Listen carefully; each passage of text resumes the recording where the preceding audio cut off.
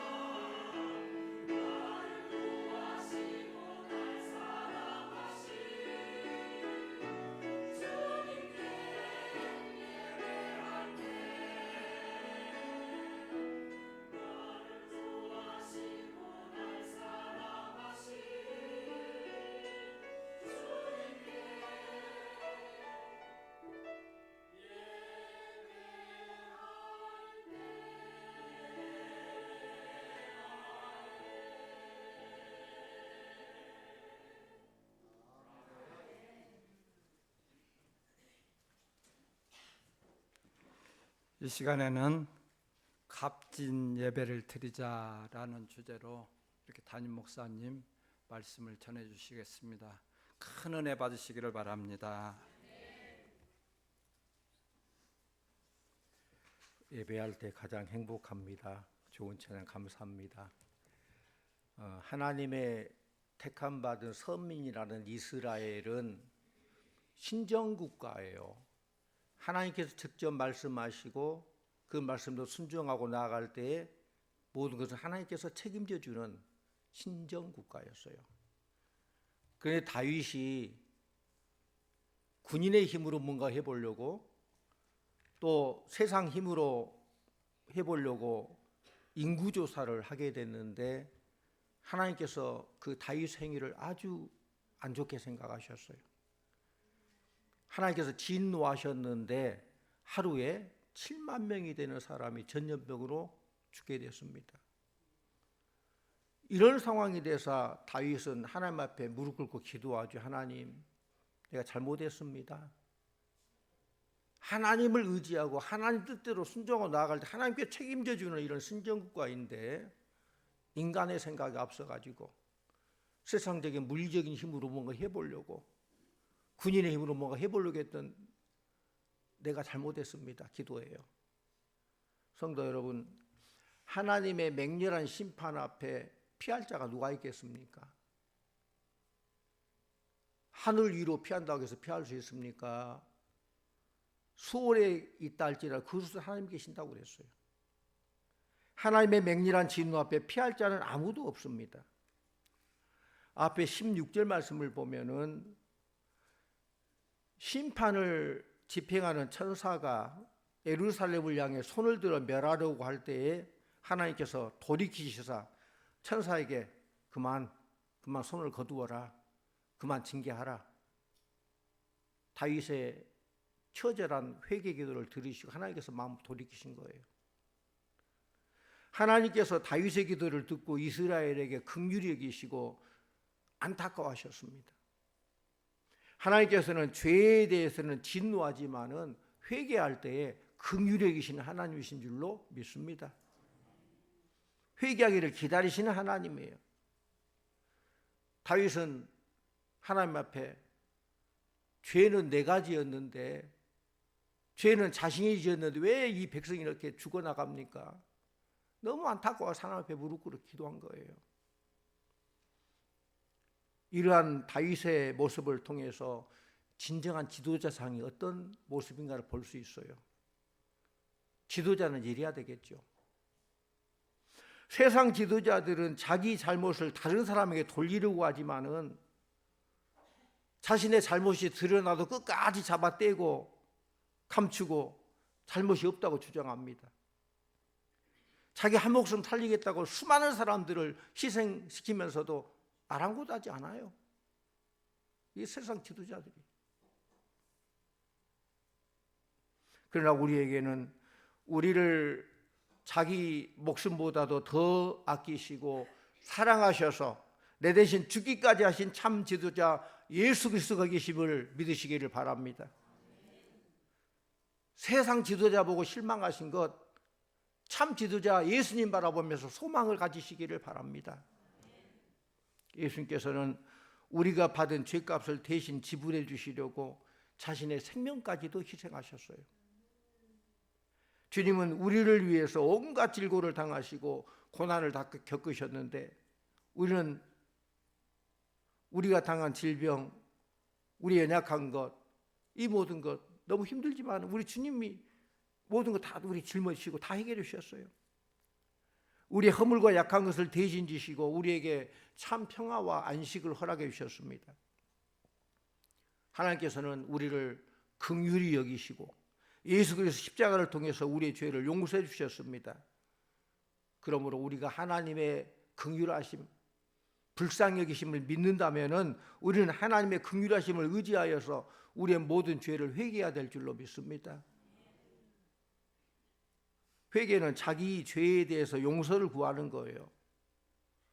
우리가 회개할 때 예수 그리스도의 십자가 은총을 누릴 수 있습니다. 그러므로 우리는 회개 기회를 놓치지 말아야 됩니다. 회개의 기회를 놓치는 것이야말로 매우 악한 일이에요.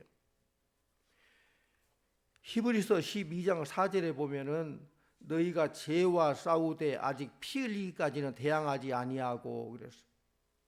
이 말은 성도들이 죄와 싸워야 되는데 적당히 싸우지 말고 예수님이 십자가 통해서 죄와 사망을 이긴 것처럼 생명 내걸고 최선을 다해서 싸우라는 거예요. 죄와는 타협의 대상이 아니에요. 죄와는 싸워야 돼요. 악은 타협의 대상이 아니에요. 선으로 악을 이겨야 돼요. 피 흘리기까지 싸운다는 것은 죄를 짓지 않는 것일 뿐만 아니라 회개하고 다시 일어나는 것까지 다 포함된 내용이에요. 하나님께서는 죄에 대해서는 진노하시지만은 그 죄를 회개하게 될 때에 진노를 돌이키신 분임을 믿으시기를 바랍니다. 그래서 죄를 회개하고 하나님의 사랑을 확증하시기를 바랍니다. 회개할 때 용서해 주시는 하나님의 그 크신 사랑.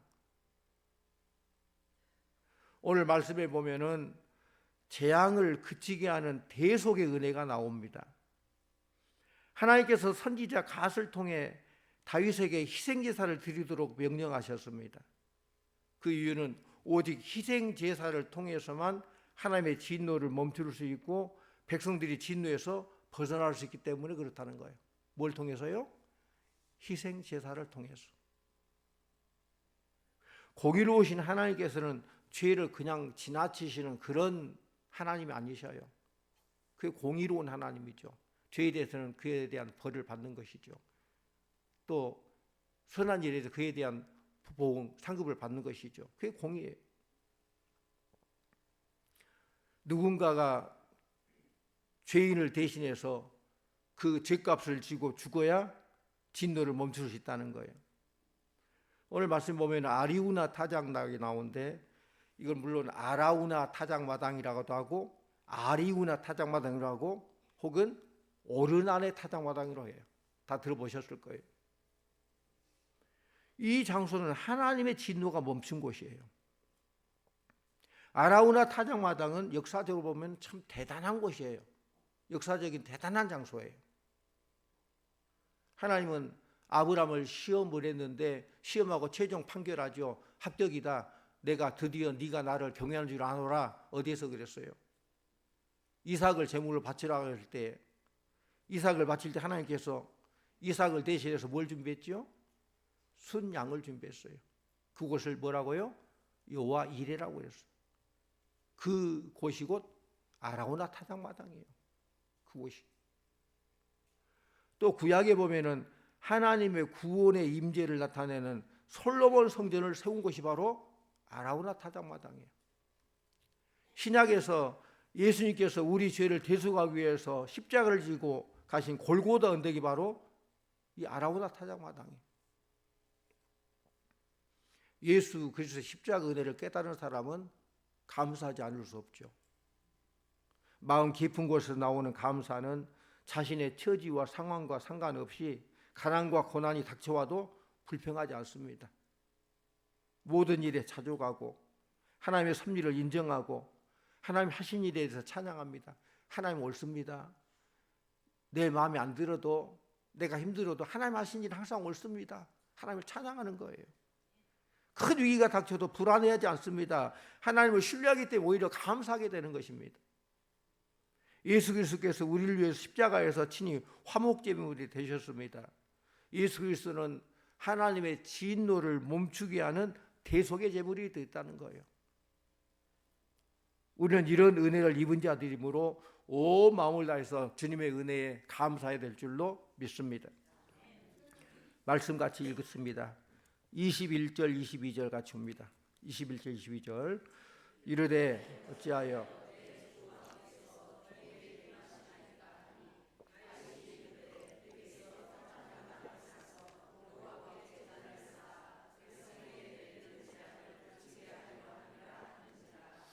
아라우나가 원하건대 내 주 왕은 좋게 여기시는 대로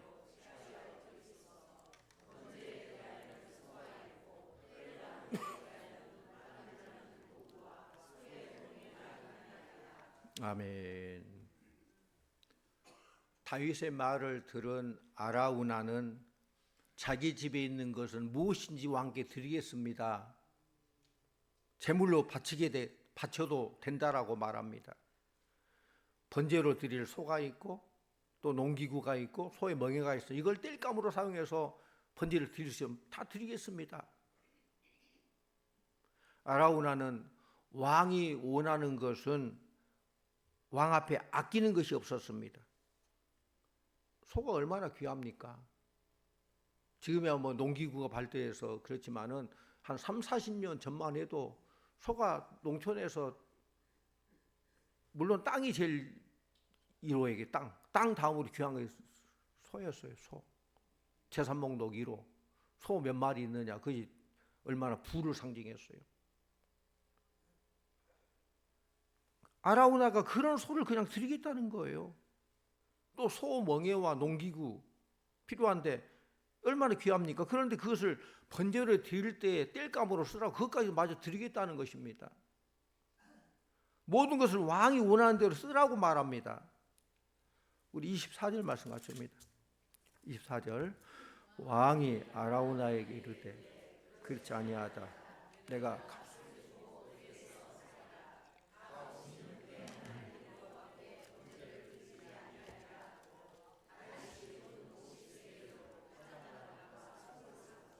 예. 그래서 다윗 왕은 그래 말은 참 고맙지만은 나는 하나님 앞에 값 없는 제사 드리기 싫다. 값을 지불하고 귀한 그 값을 가지고 하나님께 예배드리고 싶다. 나는 하나님 예배드리는데 가벼운 제사, 부담 없는 제사 드리고 싶지 않아서 내가 이 모든 것을 사서 예배드리고 싶으니 내게 팔라라고 말합니다. 그래서 은 50세겔을 주고 타작마당과 소와 농기구, 멍에를 사서 하나님께 예배를 드렸습니다.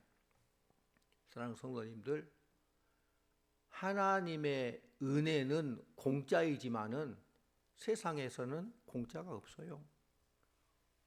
하나님의 은혜는 너무 귀하고 너무 값어치 있어서 그걸 은혜를 돈 주고 살아가면 살 수 없기 때문에 그냥 공짜로 준 거예요.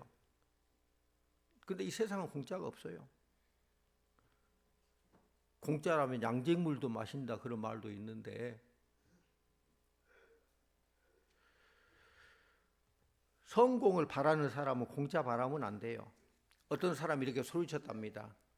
성공의 비결을 원하는 사람은 이리로 오세요. 성공의 비결을 알려드리겠습니다 하고 외쳤어요. 거리에 지나가면서 성공하기를 원하시는 분들 다 오셔요. 성공의 비결을 알려드리겠습니까? 많은 사람들이 성공하고 싶으니 오죠.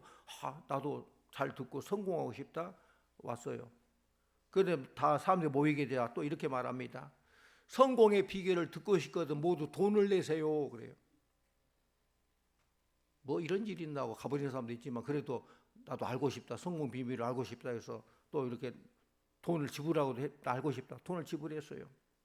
그때 그 사람이 하는 말이 자 이제 성공의 비결을 알려드리겠습니다. 세상에는 공짜가 없습니다. 끝. 그리고 도망가 버렸대요. 그게 성공의 비결이라는 거예요. 세상에는 공짜가 없는 거. 그냥 가만히 있는데 그 사람이 누가 성공을 가져다 주겠어요?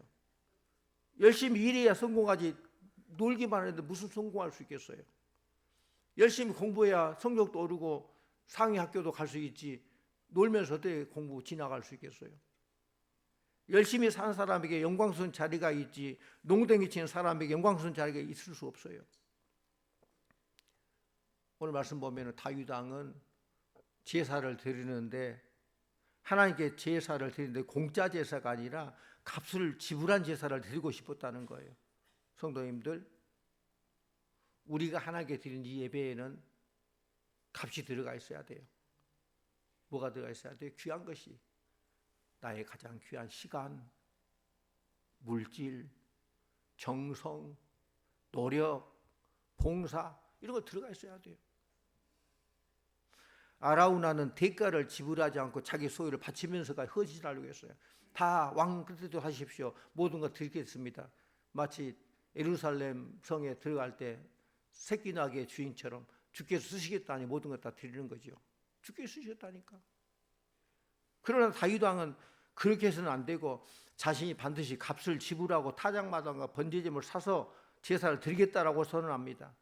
결코 거저 얻은 것으로 하나님께 번제드리지 않겠다는 그 마음을 분명히 밝히고 있습니다. 예수님께서는 우리의 죄를 위해서 화목제물로 십자가에 죽으셨어요. 우리가 받은 구원, 은혜는 공짜이지만은 우리가 공짜로 누리기 위해서 독생자 예수 그리스도를 십자가에 달리게 하신 그 많은 가장 귀한 것을 지불하시고 우리가 공짜가 됐다는 것을 믿으시길 바랍니다. 공짜 그러니까 값없이 없어가지고 우리가 받은 구원에 대한 기쁨 감격도 없이 뭐 그저 그렇게 아니에요. 우리가 구원받은 것 얼마나 크신 하나님의 축복이요 은혜요. 하나님 그 당신을 십자가에 못 박이면서까지 몰두많은 하나님을 십자가에 달리신 하나님 그래서 예수님은 십자가의 하나님 당신이에요.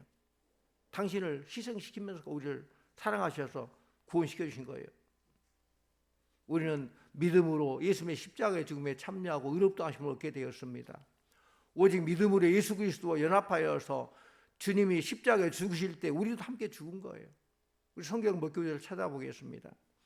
갈라디아서 2장 20절 말씀 우리 같이 봅니다. 내가 그리스도와 함께 십자가에 못 박혔나 그런즉 이제는 내가 사는 것이 아니요 오직 내 안에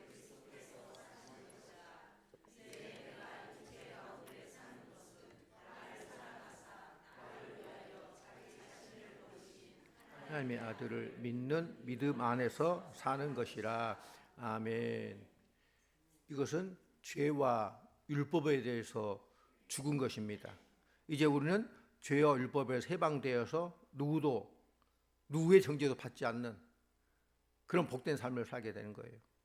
로마서 8장 34절 말씀 같이 봅니다. 로마서 8장 34절 누가 정죄하리요 아니라 다시 살아나신 이는 그리스도 예수시니 그는 하나님 우편에 계신 자요 우리를 위하여 간구하시는 자시니라. 그렇습니다. 우리에게는 믿음이 필요합니다. 예수 그리스도와 함께 죽고 하나님께 대해 살았음을 믿어야 돼요. 우리는 주님과 함께 죽고 주님과 함께 산 거예요. 십자가 그리고 부활 이게 복음 핵심이잖아요. 십자가는 죽음, 부활은 다시 삶, 영원한 삶. 로마서 6장 13절 11절 말씀 봅니다. 로마서 6장 11절 이와 같이 너희도 너희 죄에 대하여는 죽은 자요 하나님께 대하여는 살아있는 자로 여길지어다. 아멘.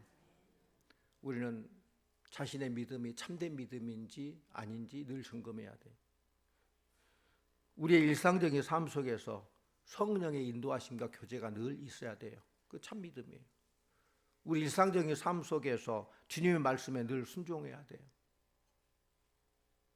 예배는 하나님과 인격적이고 개인적인 만남이므로 다른 사람이 내 대신 예배해 줄 수 없어요. 오늘 예배해 드려야 하는데 네가 내 대신 좀 갔다 와. 그럴 수 있어요? 그 예배가 가능해요?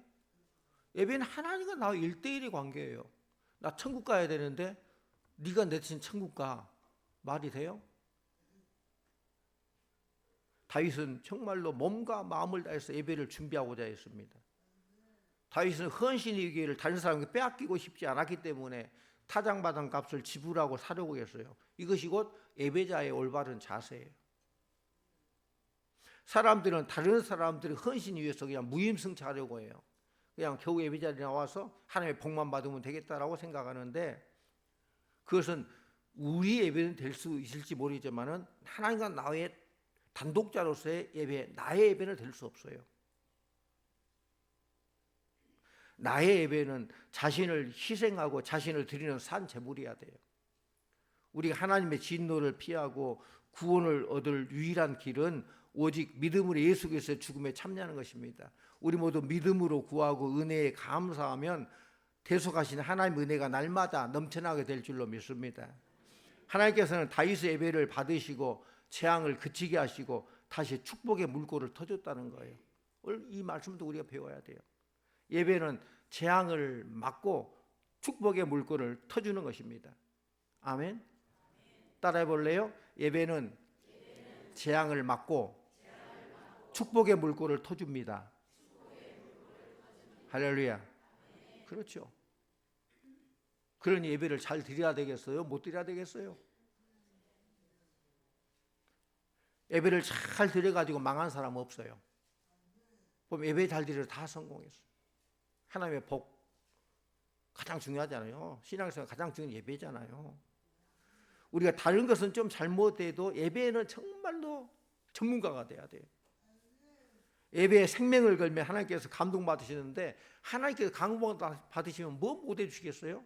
하나님만 감동시키면 하나님께 뭘 못해 주시겠어요?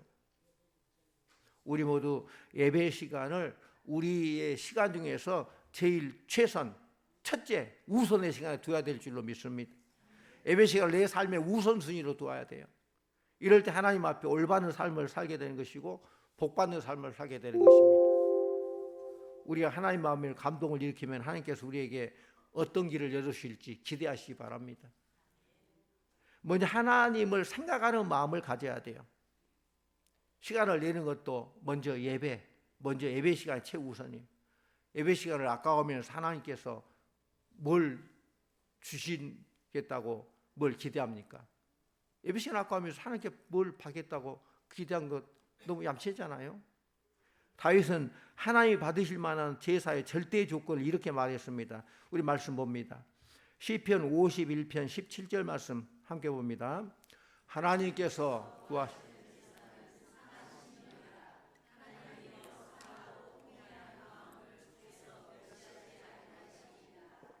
아멘. 성도님들, 하나님을 향한 갈망, 사모함, 그것이 없다면은 우리의 모든 종교 생활도 결코 우리로 하여금 하나님을 볼 수 없게 만들 거예요. 그 갈망함이 있어야 돼요. 상한 심령이 없이 교회 생활을 계속하는 것은 거룩하신 하나님을 우롱하는 거예요. 하나님의 은혜의 풍성함 속으로 들어가는 것은 하나님의 은혜를 갈망하는 그런 상한 심령, 상한 심령. 그리고 그 상한 심령은 통회하는 마음에 통회에 이르는 마음이에요. 하나님께서 원하시는 건 상한 심령이라고 그랬어요. 하나님만을 의지하고 하나님을 사랑하기 원하는 간절하고 열렬한 갈망이 언제나 우리에게 있어야 됩니다. 그 갈망이 우리의 기도와 헌신과 수고와 예배의 복음을 전하는 일과 성결한 삶에서 그 모든 걸 지배하는 정신이 되어야 돼요. 그게 바로 갈망. 일본의 전통 도자기를 복구하는 기법 중에 킨치기라는 그런 기법이 있다고 그래요. 사진 한번 올려주세요.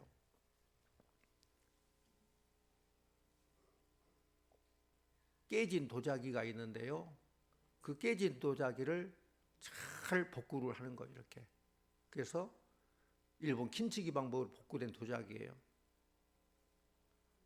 깨진 부분을 단순히 감추는 게 아니라 오히려 금으로 아름답게 장식해서 그 가치를 더욱 높이는 방법입니다. 그러므로 킨치기 이 방법으로 복구된 그릇은 이전보다 더 아름답게 여기고 더 값어치가 더 비싸요. 더 값지게 쓴다는 거예요. 흠이나 금이 난 흔적은 결함이 아니라 그릇이 가진 독특한 아름다움과 역사 일부분이라고 생각하기 때문에 그렇습니다. 우리도 마찬가지입니다. 우리가 하나님 앞에 상한 심령으로 나아간다는 것은 자신의 깨짐과 연약함을 솔직히 인정하고 하나님께 드리는 거예요. 하나님, 나 이렇게 상한 심령입니다. 나 이렇게 깨졌습니다. 드리는 거예요. 하나님은 우리의 깨진 마음을 외면하지 않으시고 오히려 그 상처를 통해서 더 큰 은혜와 회복을 베푸시는 좋으신 하나님이신 줄로 믿습니다. 우리 하나님 앞에 상한 마음으로 나아갈 때에 그분은 우리의 마음을 금보다 더 귀하게 여기시며 더 아름답게 만드신다는 거예요. 사랑하는 성도님들, 주님이 원하시는 것은 제사가 아니고 번제도 아니에요. 하나님이 원하신 것은 하나님을 갈망하는 마음이에요. 상한 심령. 아버지께서 우리에게 원하시는 것은 마음이 하나님께로 먼저 돌아가는 거예요. 우리 마음을 원하는 거예요. 반복되는 형식적인 교회 생활 속에 묻혀버린 하나님 자신을 향한 갈망의 회복, 갈망이 없다면은 이건 잘못된 것이죠. 우리가 하나님을 향한 갈망, 그 영적 회복의 지름길이 바로 하나님을 향한 갈망이에요. 상한 심령으로 주님 내 모습 이대로 주 봐두옵소서. 난 부족하지만 하늘 부족한 주님 앞에 나왔습니다. 예수께서 보혈의 피로 적셔 주시고 성결케 해 주시옵소서. 우리가 하나님 앞에 드릴 때에도 시간도 값진 시간, 물질도 값진 물질, 마음도 깨끗한 마음으로 드려야 될 줄로 믿습니다. 몸과 마음을 깨끗하게 하고 항상 좋은 것을 하나님께 드리는 것이 값진 예배예요. 우리 모두 값진 예배를 드려서 하나님을 감동시키시고 하나님을 기쁘시게 드리는 복된 예배자들 다 되시기를 간절히 축원합니다. 기도하겠습니다. 아버지 하나님, 한없이 부족하고 연약한 죄인들이지만은 하나님 앞에 나와 예배할 수 있도록 은혜 주시니 감사드립니다. 예배의 성공자가 인생의 성공자임을 믿습니다. 상한 심령으로 주의 은혜를 갈망하게 하여 주시고 날마다 주께로 한 걸음만 가까이 나아오게 해주시고 더욱 값진 예배를 드리는 우리 성도들 다 되게 하여 주시옵소서. 예수님의 이름으로 기도하옵나이다. 아멘.